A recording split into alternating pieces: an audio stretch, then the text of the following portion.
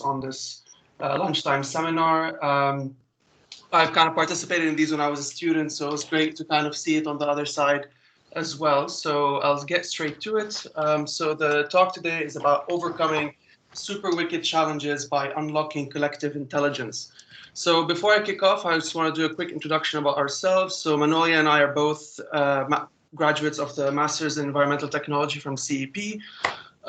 We met there and we've had between us around 10 years of experience consulting for research and development. So it paved the way for a lot of conversations about R&D, kind of the limitations of R&D and ways we could move ahead, which is why we decided to found Sapien, which most of this research is kind of based on. So I'll delve straight in and say why we decided to go with the word super wicked problems. And it's just to really differentiate from, kind of your average run-of-the-mills challenges and problems, right? So these are, this is a coin termed by a few researchers back in 2012, really to kind of differentiate a very specific type of problem where time is running out, where we have a kind of a deadline where we're racing against the clock, where there's no clear central authority over who is supposed to solve it. So it's not kind of a, oh, well, speak to the CEO of this company and get it fixed. It's more, no one's really in charge.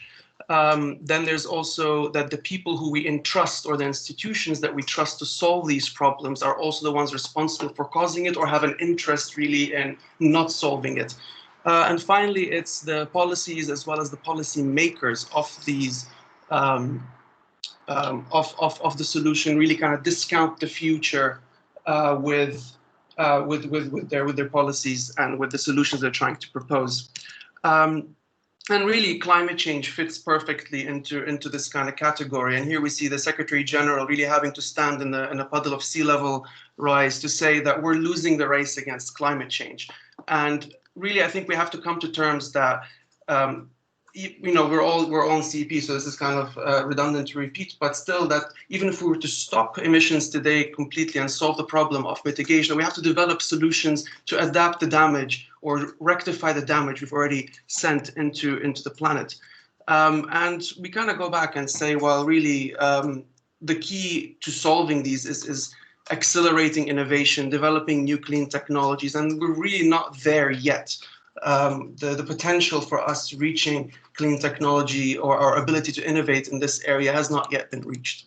And just to kind of show, this is a great tool, if some of you might be aware of it, it's co-developed by Imperial, which kind of shows that if we were to improve not just the viability of clean technology, but also the efficiency of our current technology without affecting behavior change or kind of other human elements, that we would be able to significantly reduce our environmental and carbon footprints.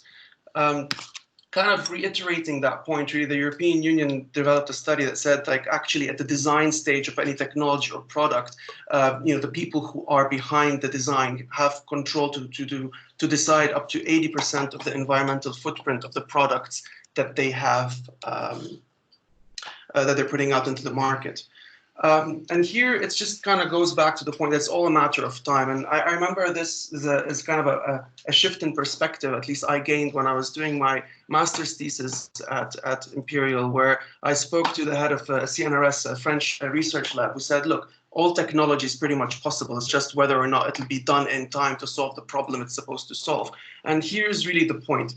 It's about time. It's about accelerating and getting these technologies to market in time. So will we get these, radical innovations to market? And, if you look at the past, we see a wide range. I mean, this is kind of research done by the UK Energy and Research Council. And really, it's a wide range, right? So you have lithium-ion batteries taking around 18 years and the car taking up to 7. So obviously, we're getting better at producing and commercializing technology and putting it up in the mainstream. But it's on average, if we look back over the 200 years, it takes around 44 to 66 years to get something from kind of an idea to mass commercialization. So the point here is, unless we radically accelerate our ability to innovate, it's really unlikely that we are going to be able to develop the technology we need to significantly reduce our carbon emissions and meet the Paris Agreement targets. And this is kind of the core where we want to discuss about how do we improve and accelerate the mode of innovation not necessarily an individual technology. And to do that, we're taking a theoretical framework from Nancy Roberts, who back in 2000 kind of developed a model to understand how societies deal with these complex, super wicked challenges. And I'm going to start with discussing the authoritative model. So the authoritative model is essentially our default mode, right? So it's going to the right institutions and organizations where we've identified a core group of experts or stakeholders and say, right, you're responsible for solving this problem. But that has a lot of issues surrounding it. Ultimately, it's just most of these decisions could be made as in a small boardroom with just a handful of people who might represent a very small array of the wider human demographic. And the way that it's done is we reduce and simplify a lot of these issues and eliminate a lot of perspectives that might need to be considered when making these decisions. And when we go back to innovation, really 80% of, let's say, patents, or 70% or around patents in the EU at least, come out of big corporations, right? So these are institutions that kind of lead the charge for accelerating our innovation, developing our technology. And these types of kind of authoritative models are designed over a hierarchy. So the groups of people who are involved in developing this innovation and technology are organized into units, siloized divisions, and this is the real model we work for most of our human innovation. Then there's a few problems with that, and that really hierarchies or bureaucracies per se are designed for enhancing productivity, not necessarily for enabling creativity and innovation. And research by Cornell and corroborated by others shows that for most big companies, innovation is difficult, and really most of why they survive and continue to move forward is that they optimize existing business processes as compared to really game-changing radical innovation.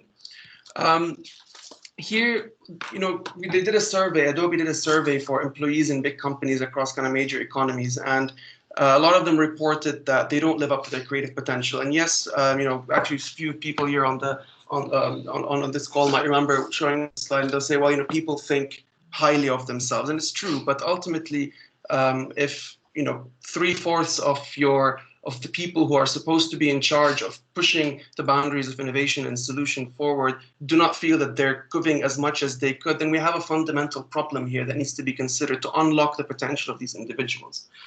And finally, really, if we take a big picture and look at it from a kind of overarching lens, we see that with less than 8 million kind of fully employed researchers around the world, only a very small percentage of the global population is involved in research and development and innovation. So we're relying on a really small fraction of the intellectual capability around the world to lead our innovation and find the solutions to solve a very complex challenge. And to add another layer of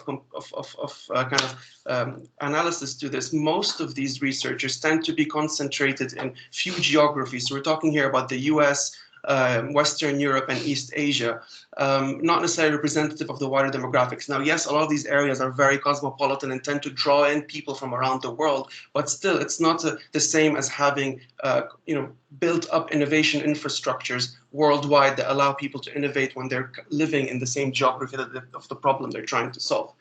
Another aspect is that people say, well, maybe only 8 million people actually have the skills to lead the resources for innovation. But what we find is, really the academic community, depending how you look at them, could be numbered over 100 million people. And if we look at the key skill set, we train 300,000 PhD students every year who graduate from universities around the world, and less than 13% of them end up finding academic posts. Now, from the rest, a lot of them do end up leading research in industry, but for the most part, all of them end up taking professional executive roles. And really, they have the skill set to be helping us lead this solutions to global challenges, but we're not taking advantage of their knowledge. So what is the result? The result is we're seeing signs of innovation stalling. It's a big debate, so the jury is still out on that, but there's significant indicators that show us that, even though we're still innovating, we're just not innovating as efficiently and as quickly as we used to before. And I love this article, this cover of The Economist, which says really that, will we invent anything this useful again? Most of the innovation now seems to be not as life-changing as it once was for most of the people around the world. And this is happening, despite a huge increase in spending for research. This is not to say that, despite the different crises, money has went down. No, we're pumping in a lot of money to the tune of over $2 trillion last year. And what we found here, and this is research recently out from MIT and Stanford, was that the efficiency of research is declining by half every 13 years. And what we mean here is that if you have, let's say, a group of 10 researchers to get the same output in terms of money or the same amount of time needed to get to the next invention, we need to double the number of researchers in your team with every 13 years to get the same output. And this kind of goes back to say that, there's a problem with this model. And in this, we have to say why. Well, why is this model no longer working for us? And Deloitte has a very interesting answer, and that is that the problems are becoming too difficult to solve, too complex for the traditional methods to tackle them.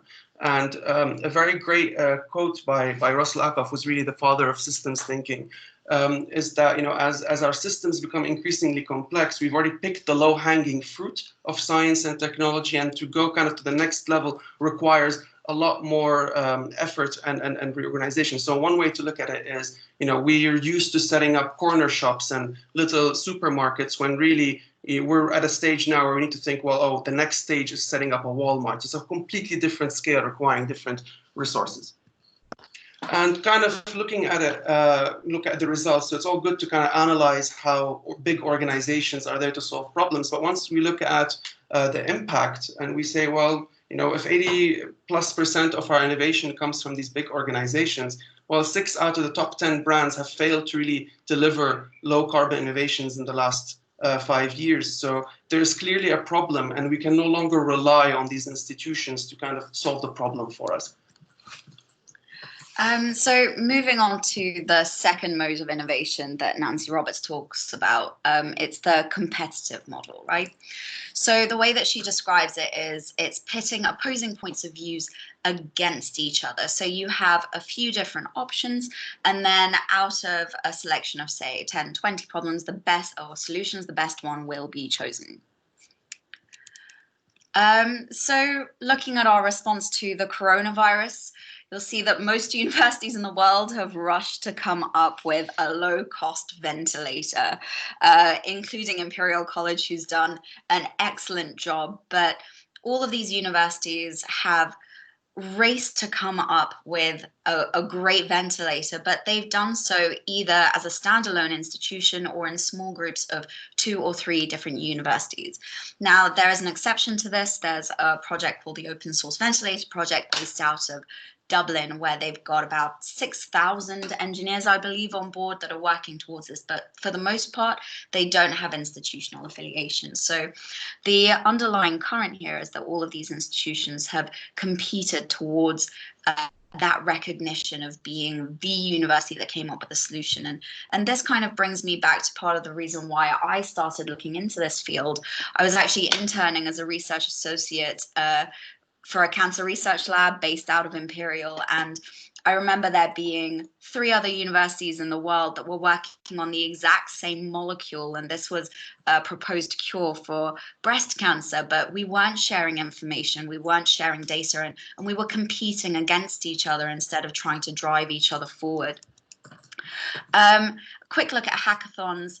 There's over 3,000 hackathons a year, over 200,000 participants, 13,000 prototypes have been created from 100 different countries. And this is from hackathon.com, and the figures are from 2016, I believe. But again, a great vibrant atmosphere where you've got thousands of people working, but they're working in small groups of maybe 7 to 10 different participants competing towards getting a prize. Now, the digital version of this is crowdsourcing, where you're essentially trying to get inputs or information from countless people, but you're doing it online. And there's really been this blossoming of competitive crowdsourcing platforms around the world.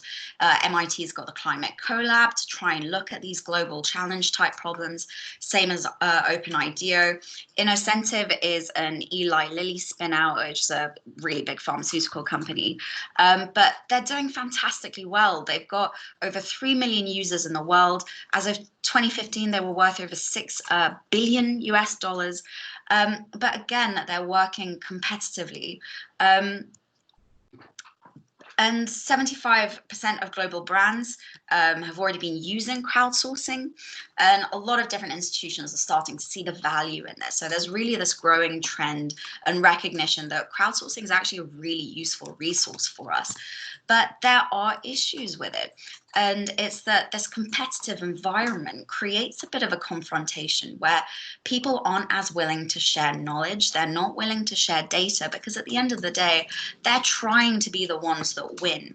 Now, with the crowdsourcing platforms that I've described, there's a lot more challenges with it. And one of them is that some of them are fundamentally unfair. There's this great example of a Gold Corp challenge that was posted in 2006 where they gave this world of geological data, and they pegged a reward of $300,000 for people to look through the data and try and identify where a gold mine might be.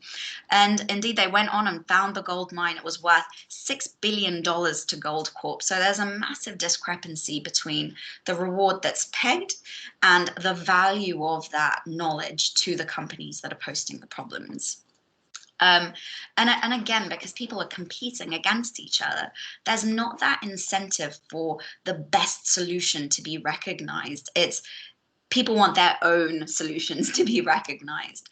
But this brings on to a greater problem, right? So looking at these global challenges, would we prefer to be in a world where you've got 1,000 individual proposals for a global challenge, or would we rather harness the collective aggregate intelligence of 1,000 people working towards these goals together?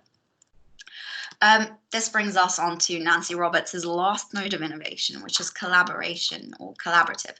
And the way that she describes it is the strategy aims to engage all stakeholders to find the best possible solution for all stakeholders involved. Now, the issue with collaboration is that it generally involves a lot of meetings, some of which can be really drawn out. But the aim is to have a common agreed solution or a common agreed approach to be formulated at the end of all of these discussions. A great example, which might resonate pretty tremendously right now, was the 2003 response to the SARS epidemic, where 84 scientists from around the world were able to collaborate to identify that the coronavirus was responsible for the epidemic. And the researchers involved stated that yes, they were able to do it in less than a month, but had they not been collaborating to the extent that they had been, they would have expected it to take at least 6 months, if not over a year. This is a brilliant case study to show what we're capable of doing when we're working together.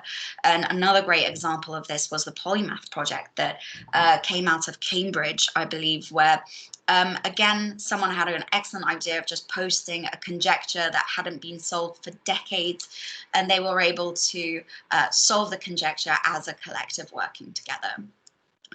But there's brilliant examples of these collaborative crowdsourcing platforms growing around the world. Everyone, I'm sure, uses Wikipedia really frequently. I'm sure that I definitely do. GitHub is a fantastic example of people collaborating to create new things. It's an excellent tool for software developers and coders to try and develop tech together. But there's loads of examples of this trend towards collaborative crowdsourcing. But it's not just these open source platforms that are starting to cotton onto this trick of collaboration or collaborative crowdsourcing. Even Elon Musk famously put up this letter, which has slightly obscure grammar attached to it, which I'm still struggling to understand, but I'm sure it's there for a reason. But He states in this letter that he believes that Tesla and other companies making electric cars in the world would all benefit from a common, rapidly evolving technology platform. And for that reason, Tesla is no longer patenting their technologies. They're making it available so that other people can build upon the knowledge that they themselves have already developed. But there's obstacles to collaboration. There's a reason why it's not as widespread as we would like it to be. And the biggest reason for this is that communication breaks down in large groups. It's great when you're working in groups that are less than 12, but a lot of research has shown that once you surpass that number, communication starts breaking down. You get a lot of noise. People aren't able to convey what they want to say effectively enough. So that communication barrier really stops large groups of people from working together. Another risk is groupthink.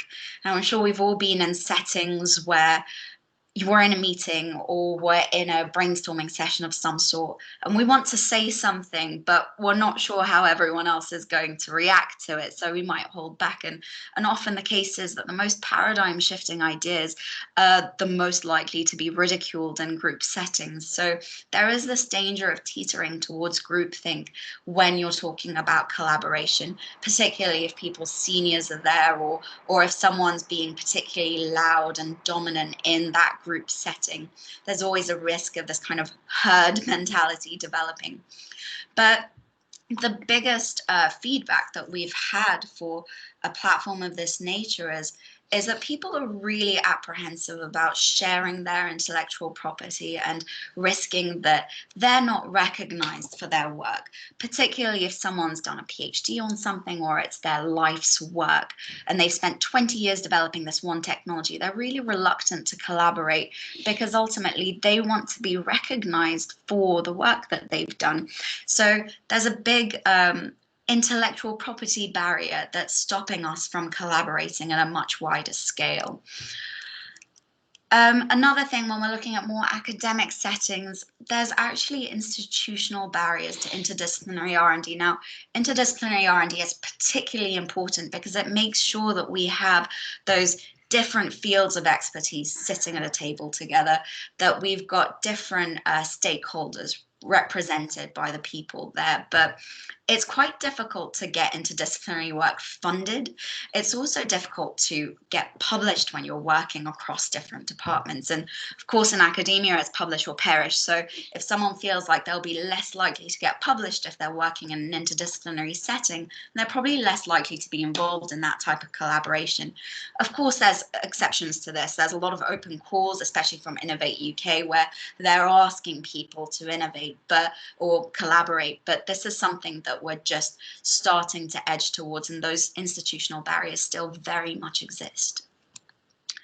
So how do we augment innovation? How do we innovate and disrupt the way that we're innovating to make sure that we can get those critical technologies to the market faster? Well, we're not living in the 50s anymore. We've got a lot of digital tools that we have access to that completely have possibilities of changing the way that we're working together, particularly when we talk about collective intelligence.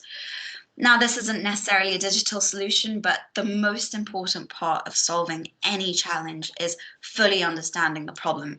Einstein famously said, if I have an hour to solve a problem, I'd spend 55 minutes thinking about the problem and only 5 minutes thinking about the solutions. And this very much reflects the thinking that a lot of other thought leaders in this industry have, that there's a lot of technologies that exist that aren't solving problems, which is why generally in a kind of incubator setting, the first thing that they will ask is, what problem are you solving? Because oftentimes it's that description of a problem that's quite ambiguous and hasn't achieved consensus from people. Another thing that we can really focus on is triggering creativity. So in these collective settings, something that's been found time and time again is that the collective is only as strong as its weakest link. So we really need to invest time and effort in making sure that there's an environment which augments the intellectual capacity of all of its participants on an individual as well as a collective basis. So there's different artificial intelligence capabilities that would allow us to trigger that creativity.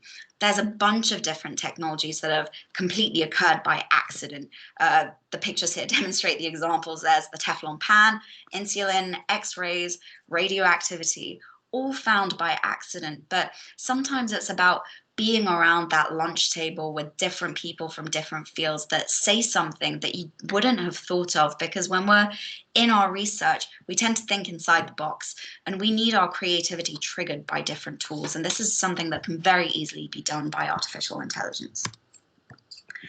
Now, this is an interesting one. The Mundane is an excellent concept that was developed by Henry Lafontaine and Paul Aulet in 1910, I believe, and they saw it as the palace of the world. It contained 12 million different trinkets of information. So if we imagine it as, instead of having a library of books, it's a library of facts. And this kind of realm where all of these trinkets of information are readily accessible, easily searchable, and can be searched through in this 3D web, it could tremendously affect the way that we research and the way that we innovate. If we think about the difference that Google made to our workflow, and how having a search engine that will help us come up with linear solutions for our search queries, there must be an evolution to that. So it's quite possible to develop a different way of indexing facts so that we can view them as we may think in this virtual reality type of realm. I mean, this is a bit out there, I realize, but there must be an evolution to searching through different pieces of information. I'm sure that that's key to changing the way that we innovate. Another thing is, quickly mention the Memex that was invented by Vannevar Bush. Vannevar Bush was one of the pioneers of the internet, and he created this, I believe in the late 1800s, an idea of having a supplement to one's memory, which is essentially what the internet was originally intended to do, but it's not quite the way that we use it now.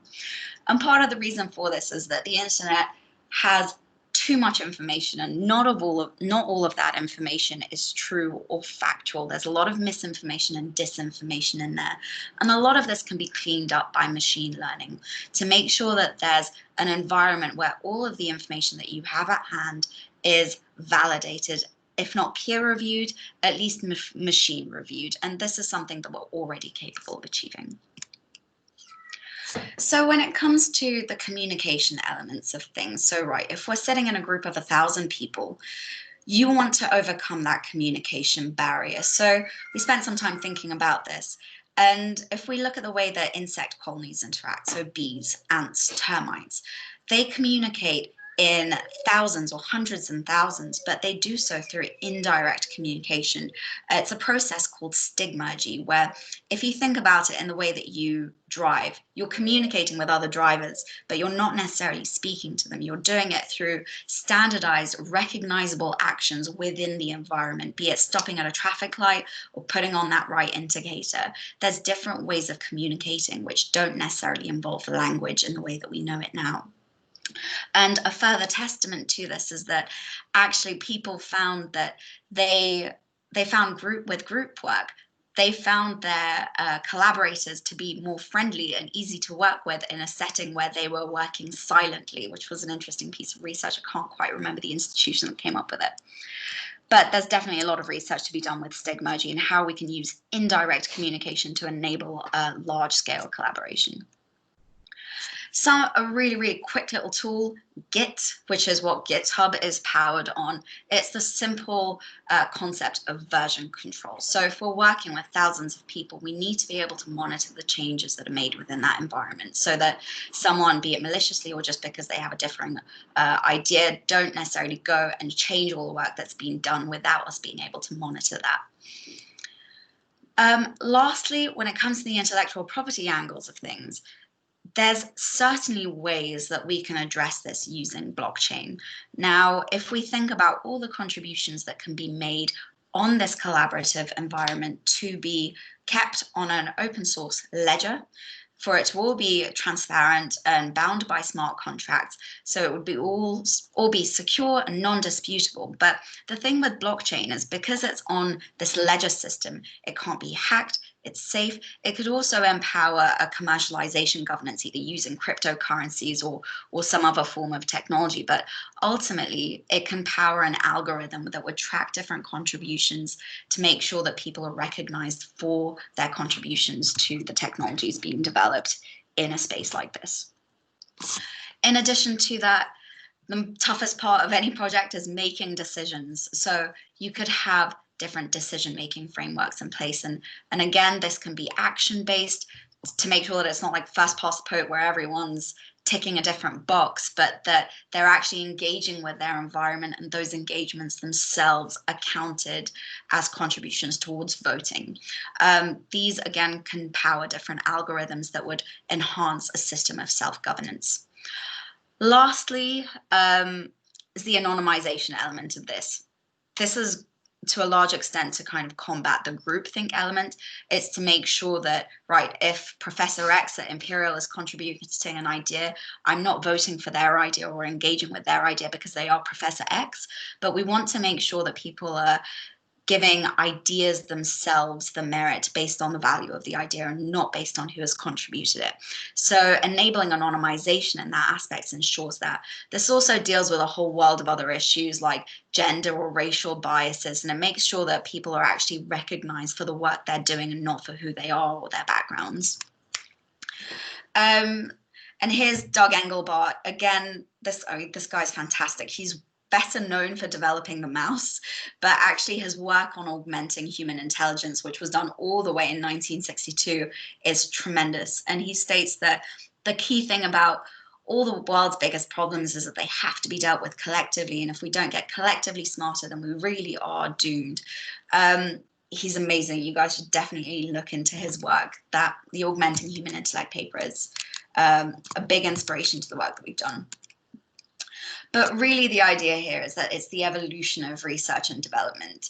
You have the Nikola Teslas of the world that are working in their faraway islands by themselves, developing technology alone. And the evolution of that was Menlo Park Research Lab that Edison set up, which was probably actually his biggest discovery, to get small groups of researchers working together on technologies. But we think that the evolution to that is global digital collaboration. And we definitely have the tools in place now to be able to achieve this on a much wider scale. And that's it from us. Thank you. And I don't know if there's any questions running on in the background, so let's take a look. Should we move back to our video? Oh, any questions?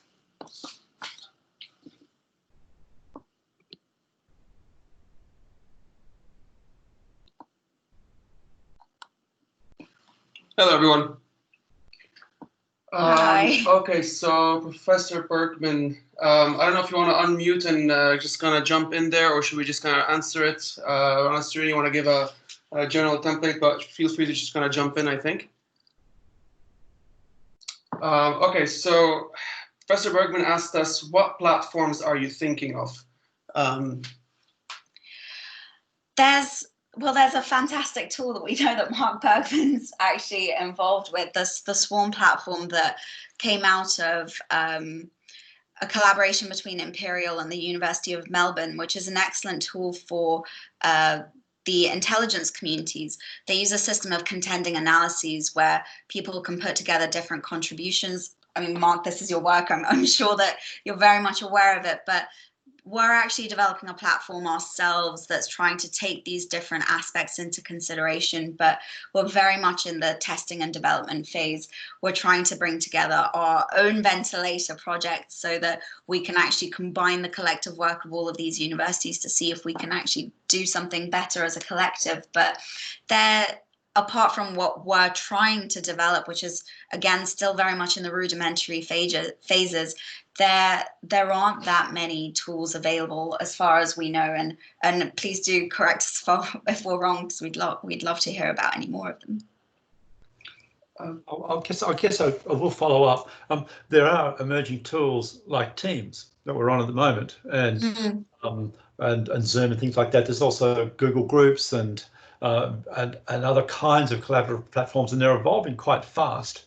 None of them are particularly devoted to technology innovation, and you would bring to this field the notion of technology innovation for sustainability. And of course, the principal value is in contributing expertise within that domain. You're going to try and shape your tool around sustainability, or what are you going to bring that's special on you? Because there's a lot of competition out there. Go ahead. There's a lot of different components of this that are being designed. I know that Atlassian is working really solidly to develop the artificial intelligence side of things. There's other companies that are focused solely on the machine learning elements. But for us, I think that our greatest attribute is the systems thinking of this.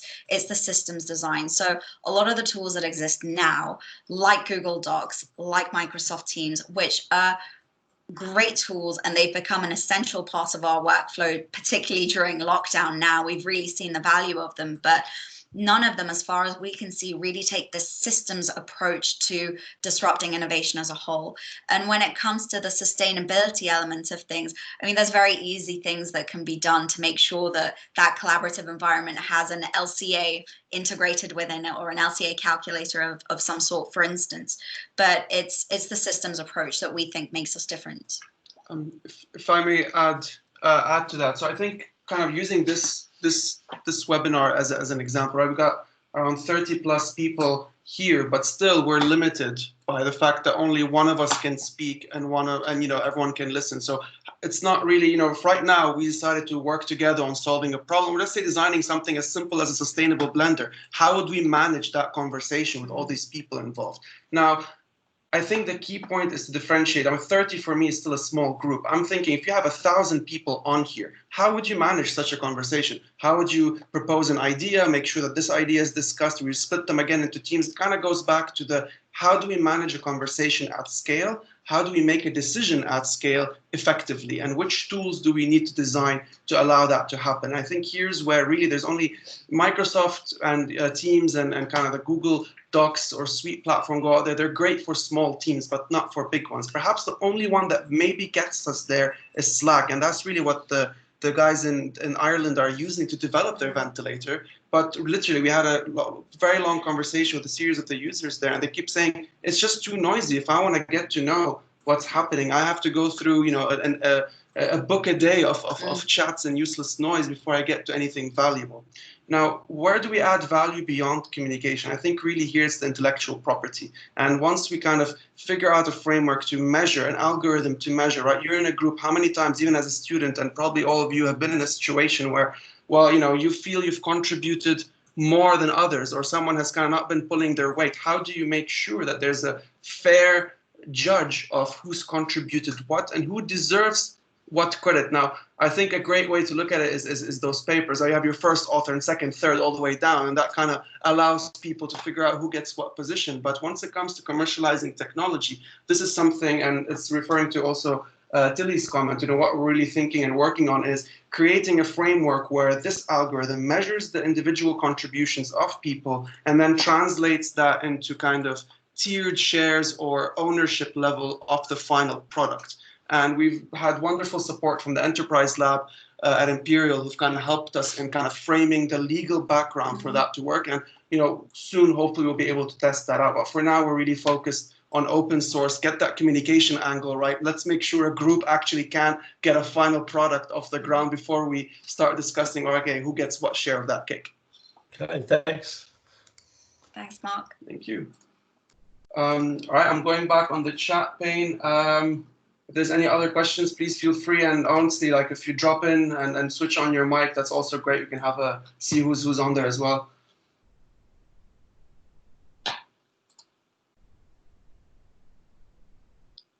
Hello, Hi, Ilko. Hi.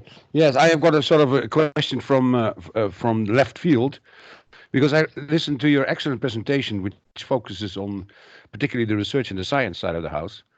But isn't it true? And then the question is, of course, how that the scientific community, the research community, as you describe it, if they want to have, they have to go outside their zone of comfort, which is the science and the research environment, and they have to interface with public administrators, policy, media, because if you want to generate impact, then it is nice to know who has an executive mandate.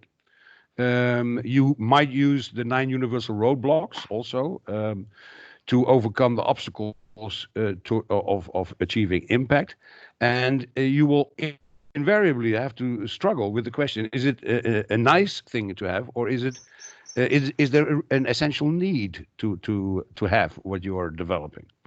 And I was curious as to your views on how proactive how proactive the science community is in tackling these kind of issues that forces them to go outside of their own comfort zone. Do you want to go ahead, or should I jump in? I think that the scientific community is really engaged and ready to go. I think that the danger with it is that there's not necessarily adequate funding for the type of work that needs to be done, or there's different areas of this type of work that is overlooked by different funding opportunities. I think in terms of the difference between this and the 9 universal roadblocks, for instance, is that because this focuses on technology, Jack Fresco has an amazing speech. He's the founder of the Venus Project, but he talks about how legislation is required where technology has failed. And we really follow that initiative that actually all of the problems that we're currently facing require technological solutions. And that having those technological solutions means that we wouldn't need to put carbon capping on, or we wouldn't need to develop these policies that would stop people from consuming, or have those behavioral changes in place, because we would have developed the technology, which would mean that we don't need them anymore. And because we're focused on the technology side of things, it means that we're almost able to preempt them to make sure that impact is in place. Now, of course, we've got, I'm sure that some of you have seen the new Michael Moore documentary that's come out, The Human Planet, so to speak, which has completely demonized all renewable technologies, with a pinch of truth to it, and that a lot of these renewable technologies are still heavily dependent on fossil fuels. But it's about continuing to innovate to make sure that the technologies that we are coming up with are getting increasingly environmentally benign and solving a lot of the damage that we've already done. I don't know if that answers your question. Well, certainly no, there is not a clear-cut, linear answer to my question, which is very complex, and we are all searching. But this reminds me of number 9 in the 9 universal roadblocks, and I think that is a question that we have to encourage the scientific research community to come up with an answer, or at least get involved in it. And the 9 universal roadblock number 9 is the question: how good is good enough? Because that question forces you to quantify what you want to achieve. And I think that it should not come from people who have studied political science, or that should come from the research and scientific community, because you're used to say, okay, let's quantify. Let's try to quantify what we qualitatively sense or desire. And I think that's an important role, I think. I think you're absolutely right. I think that this is something that can very clearly be defined by the life cycle analysis aspect of things. So say if we have a life cycle analysis calculator integrated into a platform of this sort, there would need to be a metric in place which qualifies something as being environmentally benign, to consider all of the different rare earth materials that go into it, all of the different construction costs, or the supply chain, or flying things from all over the world, but ensure that actually the impact of it is going to counteract the environmental negative impact of all the materials used in that technology. And I think that when you start, life cycle analysis are incredibly difficult to make entirely comprehensive, but it's not impossible. And there are ways that we can automate this, again, using machine learning and using artificial intelligence type tools. If we're able to quantify the environmental impact of every single element, depending on which country that it comes from, which is probably about 5 different PhD projects in one, but it's not an impossible feat to actually make this something that's very stringent, very easy to calculate, and that's coded into a tool that the collective can use. I think if I can add on to that, sorry, it's just, so there's two aspects of your question that I'm looking at. First is, I think it doesn't, so how to quantify impact or really make any decision regardless of what it was, whether we're measuring how good is good enough or what we're deciding whether to use this tool or not. It's about having the capacity to make those decisions in a big collective group easily. So it doesn't really matter what they're deciding as long as the collective have the ability to make that decision easily.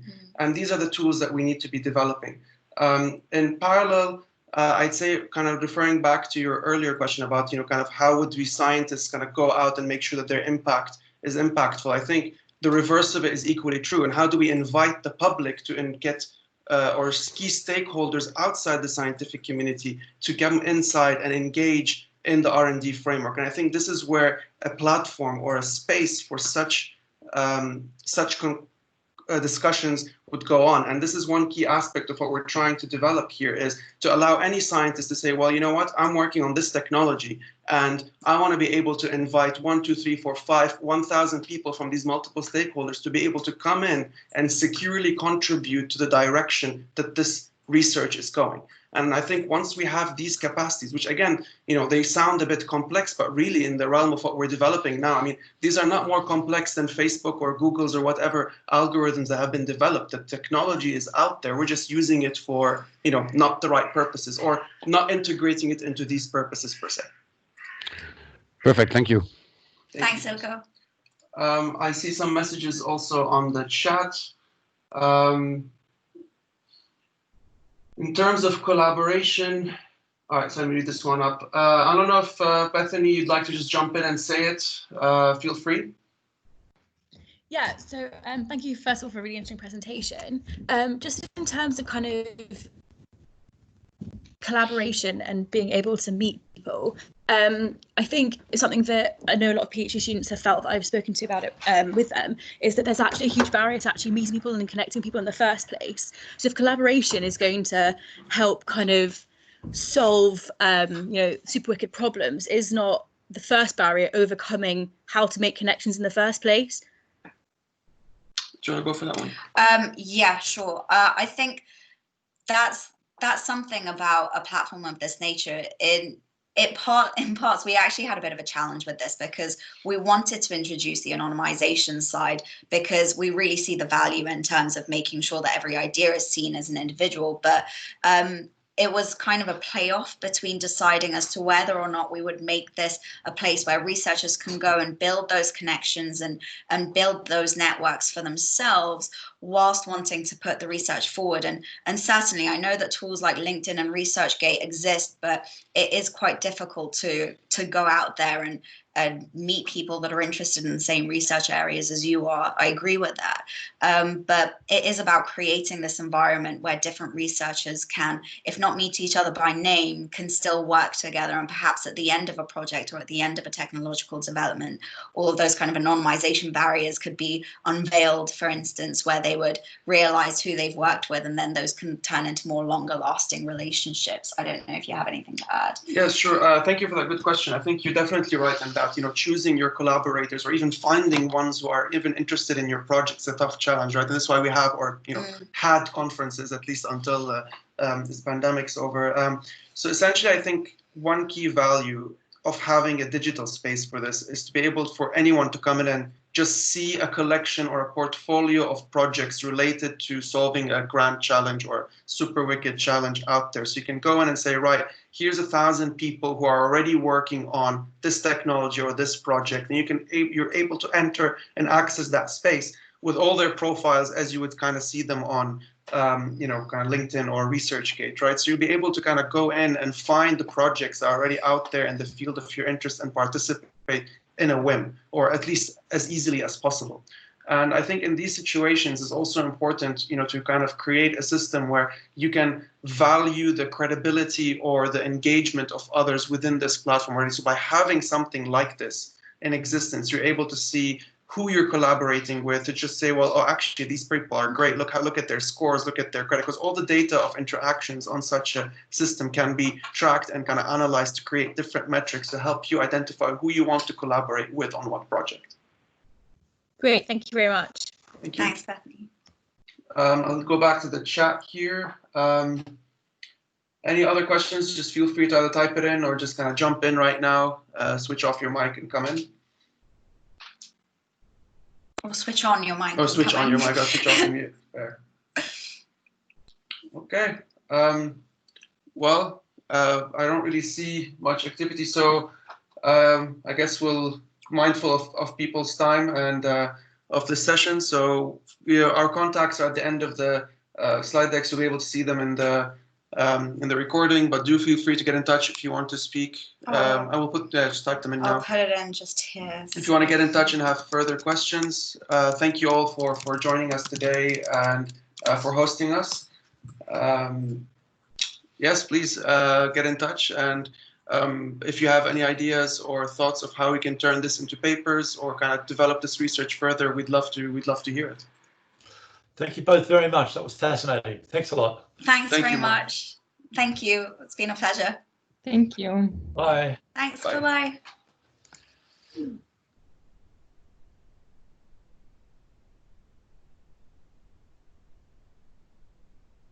Okay, bye.